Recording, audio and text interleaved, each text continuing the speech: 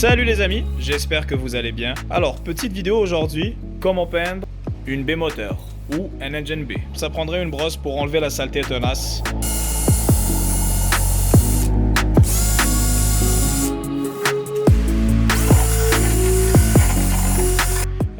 Soit celui de la vaisselle qu'on utilise ou un spécial pour la peinture, mais c'est presque la même chose.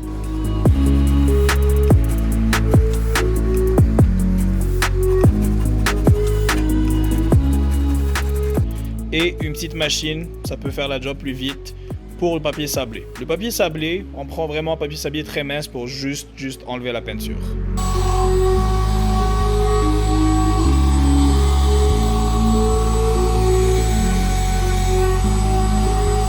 Bon, une fois tout ça fait, comme vous pouvez voir, c'est déjà assez propre.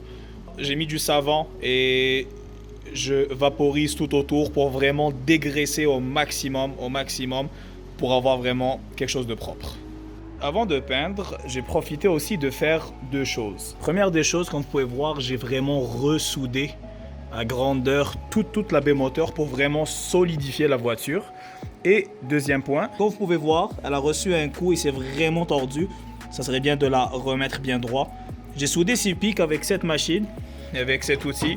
Tu viens, tu les rentres, bam! Là, on passe à un dégraissant avant la couche d'après, qui est un peu plus fort et qu'il ne faut pas mettre beaucoup, sinon il va enlever la peinture vraiment légèrement pour aller vraiment comme avoir une surface propre à 100%. Bon, la baie moteur était encore sale. Je pense que je vais m'en arrêter ici parce que je commence à en avoir marre. Ça reste que c'est une baie moteur et que je vais la voir quand il y aura des problèmes mécaniques. Alors, on passe à lui. Je vais le peindre en noir. Et ensuite, on attaque la couche d'après.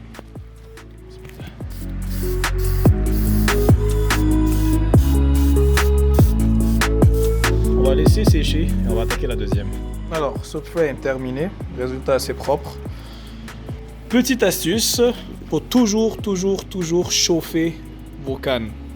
Ça, c'est une petite résistance qui chauffe. Ça fait un petit moment qu'ils sont à côté.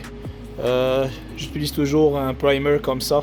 Un après qui est en forme de mastic un peu, ça donne une petite couche et ça enlève toutes les imperfections et tout qu'on peut voir. Là, je les laisse un peu encore plus chauffer et on attaque le primer.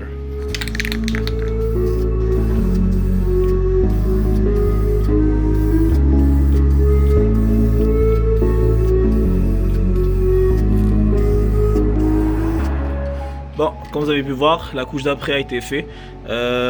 Généralement, on laisse ça environ 20 à 30 minutes pour sécher, tout dépend de la température. Mais 30 minutes, c'est assez. Là, on attaque la première couche. C'est vraiment une première couche comme ça, vraiment légère, juste pour coller la peinture. Et on va attendre aussi 5-10 minutes pour que ça sèche.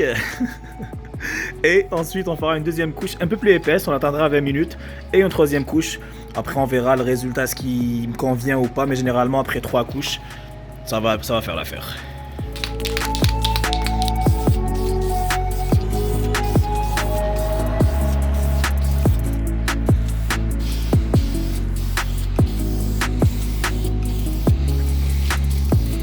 Et toujours des mouvements de va-et-vient comme ça. Et à la fin, on fait un petit crochet. Bam. Il faut toujours être stable. Faut pas s'arrêter. Voilà. Ben, je suis pas peintre, c'est pas vraiment mon domaine. J'ai fait aucune formation. Mais c'est pas si compliqué. Faire la bien nettoyer, prendre son temps. Et vous aurez quand même un résultat assez propre. Alors, c'est le moment d'attaquer la troisième couche Surtout que, comme vous pouvez voir, il reste pas beaucoup et il va faire nuit.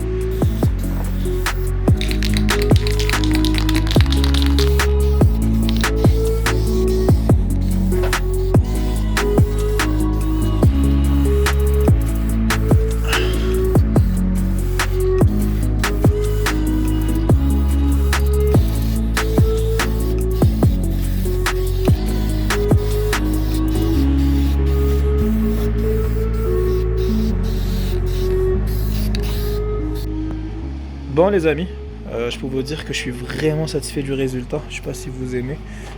Il y aura vraiment une couleur très très différente sur la voiture. Je vais pas vous en dire plus, mais déjà vous savez la couleur de... La couleur. Oh putain. Ça a été une toute petite vidéo comme ça, sympathique pour les personnes qui veulent peindre leur compartiment moteur. Vous pouvez toujours, si vous avez encore le moteur, peindre juste le côté. Mais de préférence, enlever le moteur, tout peindre proprement et remettre le moteur, c'est le best.